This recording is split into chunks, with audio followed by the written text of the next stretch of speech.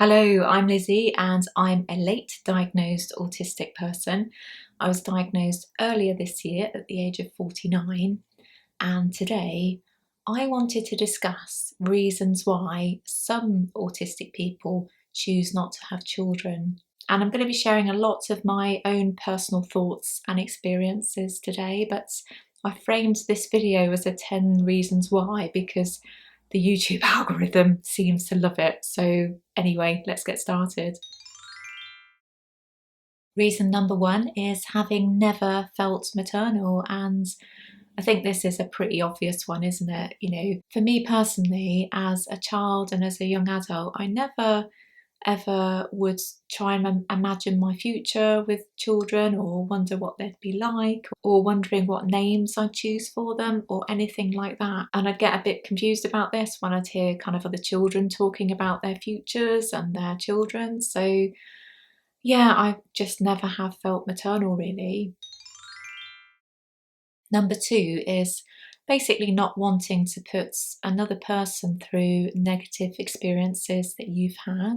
So for me personally, I had quite a difficult childhood in that both my parents relied a lot on alcohol, and there was DV going on in our household, and it was just really difficult. I spent a lot of my childhood feeling anxious, which has led to CPTSD basically. And even outside of the home, I was bullied a lot at school, and I'll probably talk about this more in another video specifically about my childhood. But yeah, I didn't have a lot of chances to escape from feeling anxious as a child, and certainly that kind of led into similar feelings in my teens and my early adulthood. I just, like many autistic people, had quite a tough time really, and I always thought to myself, gosh, I would never ever want to put a child through any of this. You know, I found it so tough. I think certainly these days there's more understanding about autism. It's certainly not perfect because we still have a lot to do in terms of educating society about what autism is and what it looks like for different people who are autistic. But certainly in the the 70s, 80s and 90s, it was really tough, and I just didn't want to put another person through any of that. But we can only hope that things change for autistic children and young people as time goes on. As I say, there's still a lot of work to do on that.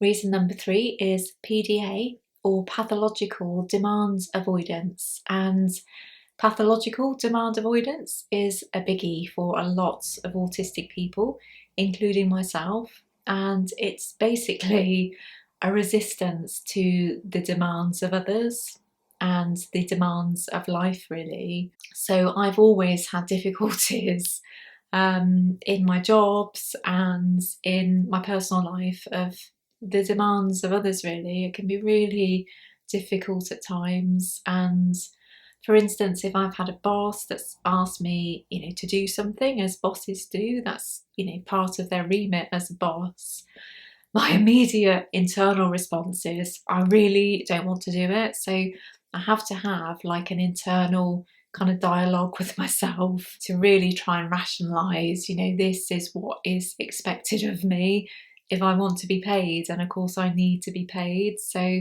it's a really tricky one. And also the demands of life are really difficult at times, aren't they?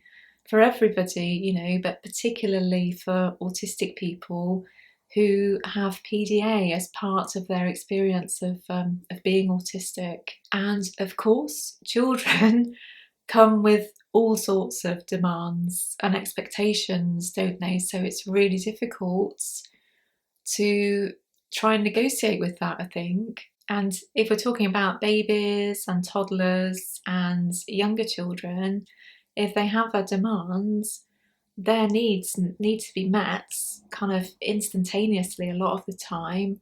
And if that is something that goes against the grain for you, it's, yeah, just really tricky.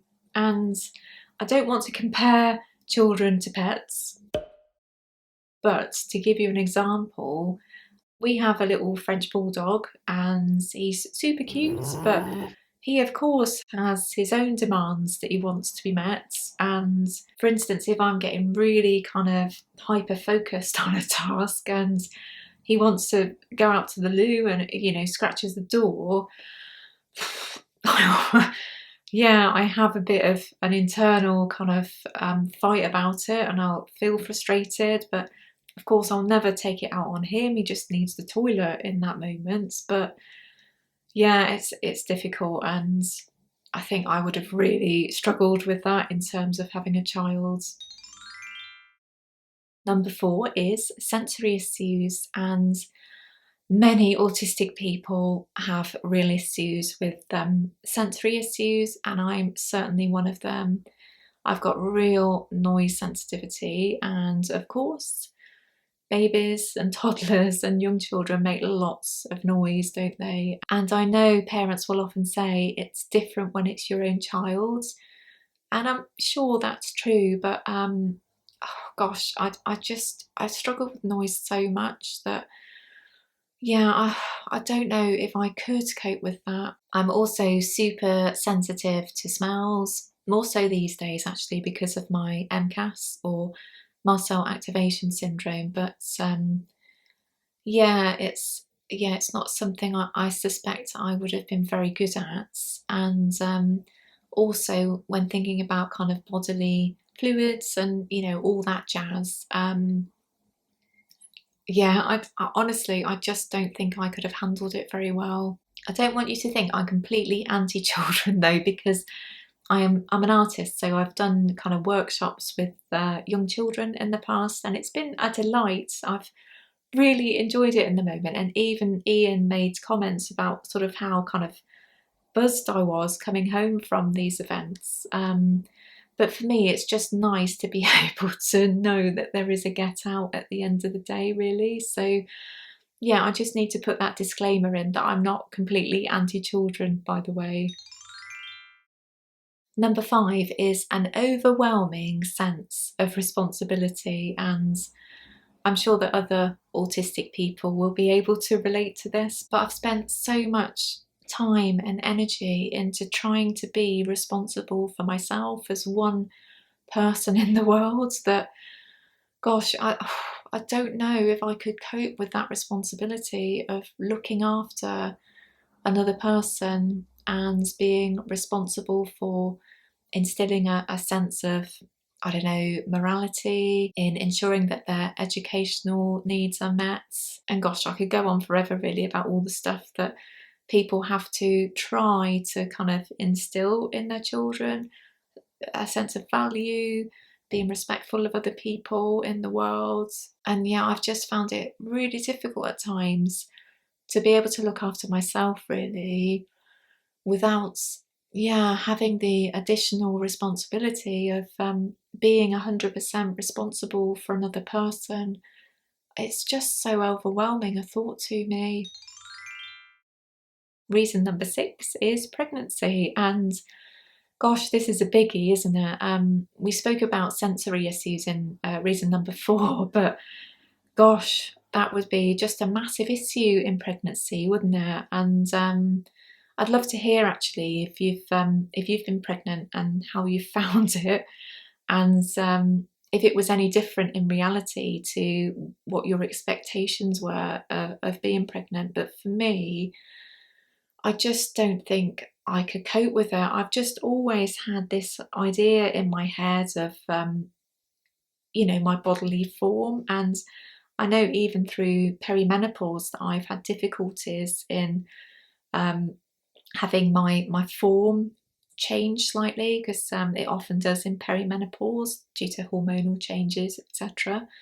But yeah, I just couldn't imagine having another living being in my belly, really. And I know that when I've, you know, spoken with pregnant friends, whenever they've spoken about babies moving in their bellies and stuff, gosh, I just couldn't imagine it.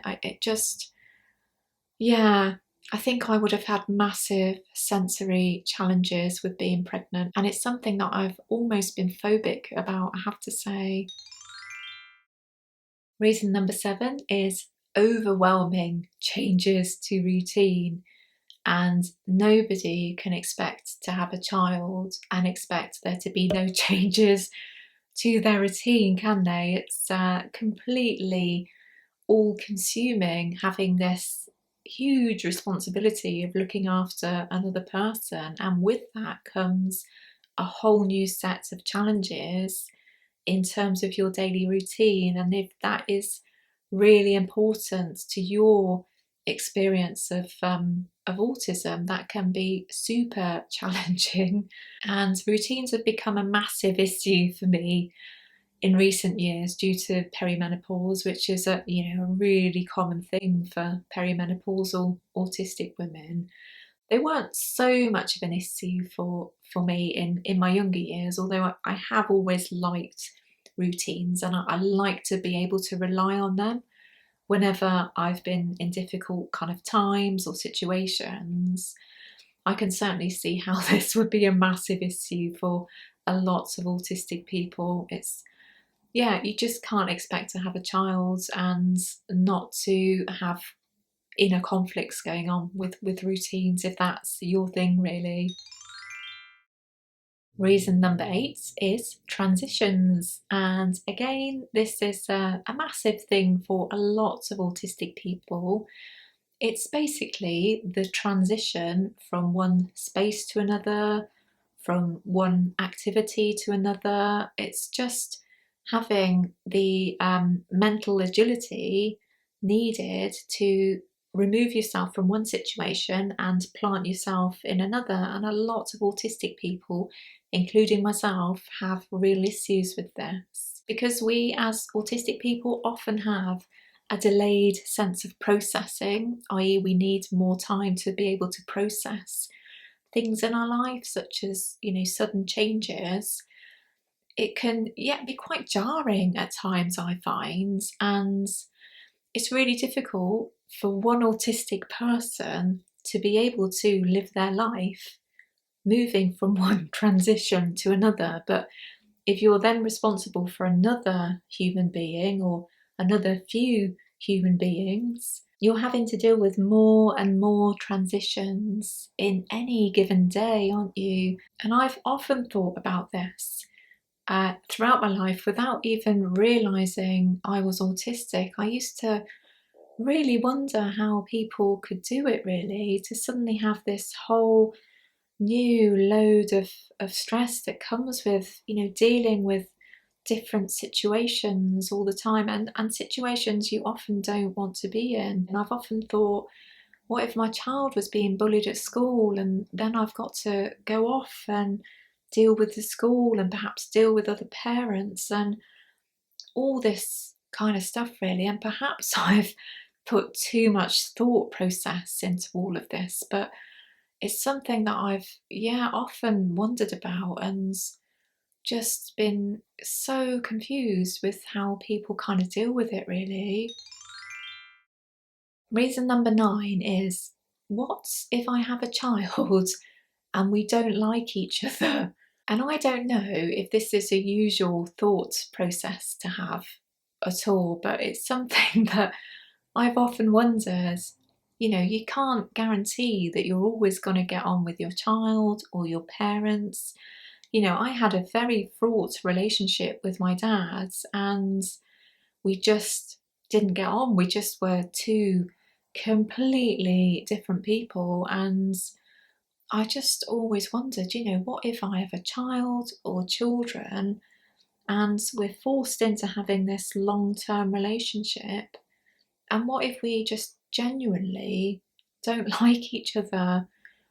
That must come with a whole load of stress. And again, this is another reason that I've just thought I just can't do it. I just can't put myself in that situation because I don't know what I'd be able to do to try and make that situation any easier. And I would love to know, if you have had children, if this is something that you've thought about before having children or having younger children. Do you wonder, as they get older, will we get on?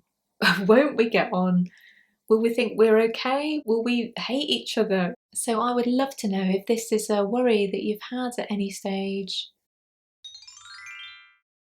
And reason number 10 is financial worries. And as we know, many autistic people struggle in terms of employment, and I've had loads of issues with employment. I thought it was around 30 to 40 jobs, but I've been remembering a load of jobs that I've just completely forgotten about recently because I was trying to make a list, and I think it's broaching more along the lines of the 50 number, and that's a huge amount of jobs, isn't it? I just have struggled so much in this area, and money at times has been a massive issue for me in ensuring I've had enough to pay the rents, enough to feed myself, and the thoughts of having another little person to feed and clothe and just, well, provide everything for is such a massive undertaking that just the thought of it fills me with stress, really. Now, I know the title of this video is 10 reasons why some autistic people choose not to have children, but I'm going to give you a bonus ball because I think it's important. I think a lot of autistic people really worry about the climate crisis, and myself included. It's just such a humongous issue for each and every one of us, isn't it? And I know I worry about the future of this world and all the people on it and future generations. And for me, I almost feel like a sense of relief that I don't have a child or children that would have to navigate their way in a world that is in a very precarious position, really. And I won't say any more about that in this video because it's such a massive issue. Perhaps I'll talk about it in another video, but I just wanted to include it because I think it's important. So these are all the reasons why I think some autistic people choose not to have children, but I'm sure there are loads of other reasons, and I would love to hear your reasons if this video is something that resonates with you. I'm very aware that a lot of prominent female YouTube autistic creators are mums themselves, and it's brilliant that they're able to share their experiences, their thoughts, advice with autistic people with children, obviously. But for those of us that don't have children and have chosen that lifestyle, it's important that our voices are heard too, really. So I think that's where I'm going to leave it for today. I have had horrendous gallbladder pain during the process of making this video, so if I'm a bit discombobulated here and there, that's going to be the reason why. So I just hope it makes some kind of coherent sense, really. So thank you for watching. Give it a like if you got this far, and I'll see you again soon.